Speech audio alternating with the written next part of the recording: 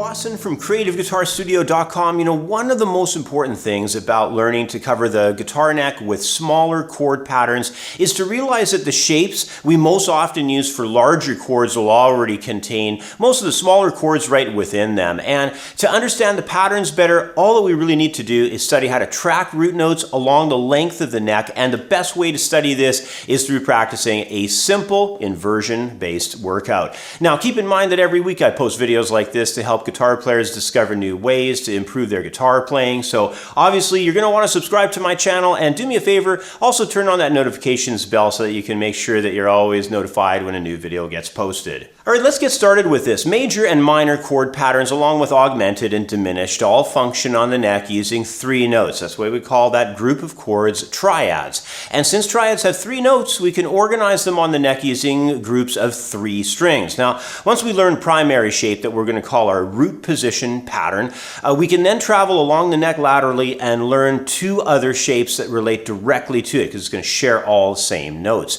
Now, these shapes are also going to be called other names that relate back to our root position pattern. We're going to call them first and second inversion patterns. And the notes of each chord are just going to simply flip around and invert. So keeping track of the root is going to really be your main job that you're going to have at first. So let's study this with a common chord most guitar players already know. It's the 4th string rooted F chord. Here's how the inversion process would work if we did the inversions with F major chord. In working with the F major chord in first position, we're taking the notes of F, A, and C from the 4th string to the 3rd string to the 2nd string, and that's going to be our root position because the F is in the bass, and you just write that out on a chord chart as F major chord. Then what we're going to do next is take the major third of that chord, which is an A, and we're going to relocate that over here to the 4th guitar string, 7th fret. And the C tone, which was up on 2nd string before at 1st fret, we're going to relocate that one over to the 5th fret of the 3rd string. So now we have an A and we have a C, and all that's left is to take our old F there that used to be on the 4th guitar string, and we're going to take it up an octave, and it'll be up high there now on the 6th fret of the 2nd string, giving us A, C, and F in the 5th position on the neck. And that chord would be written on a chart as F major with A in the bass, F/A. All right, and then what we're going to do next is take our 5th, which, if you'll recall, was the C tone. We're going to take that now and we're going to use that as a bass tone. That's located up here at 10th fret of the 4th guitar string. And what we're going to do from there is add on the F right above that. So that's at the 10th fret now, a 3rd string. And then right above that is going to be a high A. We've taken the A and brought it up an octave. And you can tell all those notes are lined up vertically, so we get a barred chord there of an F major with C in the bass, 2nd inversion F major chord. There's a bar across 10th fret there. So that would be written on a chart as F/C, so that means F major with C in the bass. And those are our 3 inversions. So now we've got these 3 different patterns that are possible for, jamming any F chord in any regional location on the neck. Open to 5th, we got it. 5th to 10th, we got it. And then 10th to 15th, we've got one for up there too. So super versatile system, works really well. Then that's how it operates with the F major chord. Well, now that we've done this with an F major chord, I'm sure you're starting to get used to the process of how this works. You start on the root, you take the major third or the minor third of the chord, and then you just flip that into the bass, and then finally the last pattern is taking the 5th of the chord and placing that as a bass note. So you have a root position, 1st inversion, and 2nd inversion. Now, what we're going to do next is go to another guitar string, and we're going to set things up, this time off 5th string. We're going to be using another very popular chord. It's the C major, and I'm sure many of you know that chord. It's going to be just the standard C major open position. And here's what the inversion process looks like now when we use open position C major.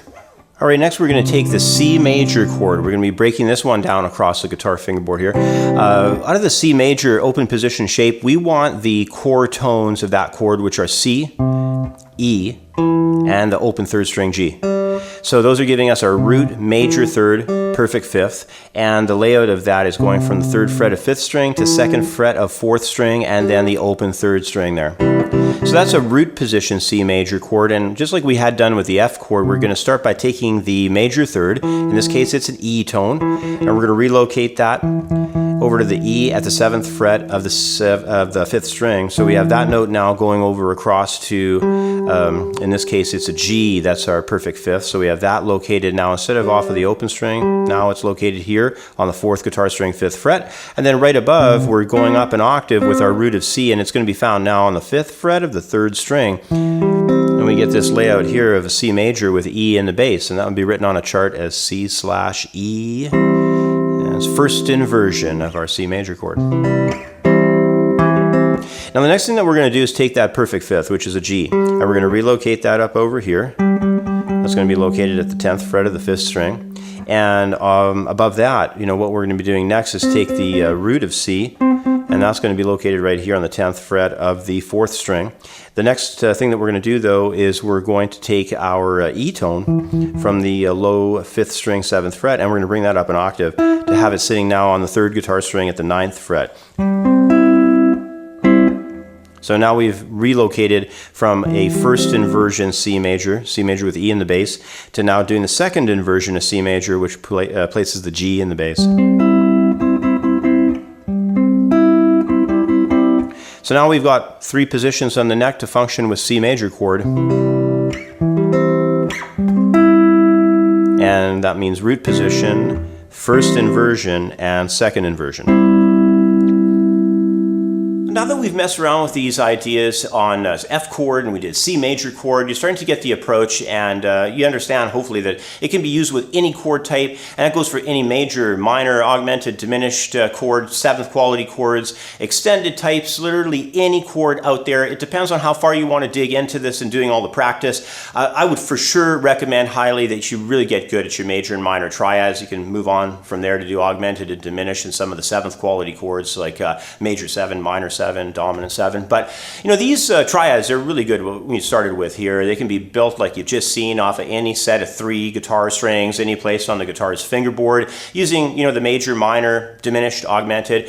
And once you start studying and practicing this method for learning all the chord inversions along and across the neck, what's really cool is that you can play them as your rhythm riffs in a song, and they come in super handy if you have a larger band, especially. Maybe you don't want to be playing exactly what the other guitar player is playing, so you can create some kind of a nice triad riff. It may be if you have a keyboard player in the band and you don't want to be playing the exact same chord types as the piano player, you can shift over to a lot of triad use and travel very laterally along the neck, come up with some great sounds with those ideas.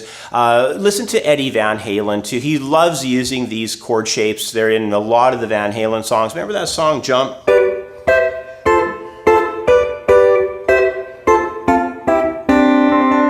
It's really, based on triads.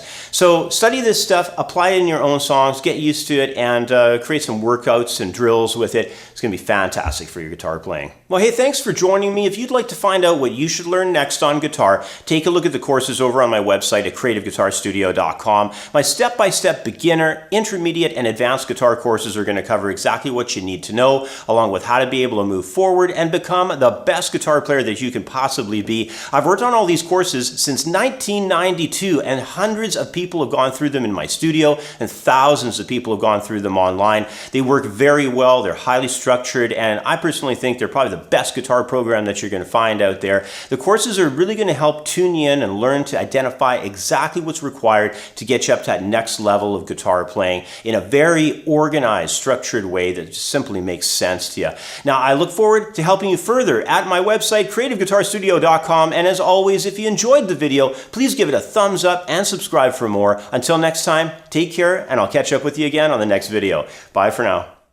When it comes to online guitar lessons, there's no place better than creativeguitarstudio.com. General membership to the site is always free, and paid memberships to access our step-by-step beginner, intermediate, and advanced guitar programs are offered in reasonable monthly and annual packages. Skype lessons are also available if you need more specific instruction one-on-one to discuss the finer details of your guitar playing. Sign up today at creativeguitarstudio.com. I've got 25 years experience teaching guitar and have written a well-organized step-by-step guitar course. Head over to my website at creativeguitarstudio.com and sign up for a free membership today. Join the thousands of members worldwide who have already enrolled. There's no need to try learning the guitar on your own. Let me help you become the best guitar player that you can be.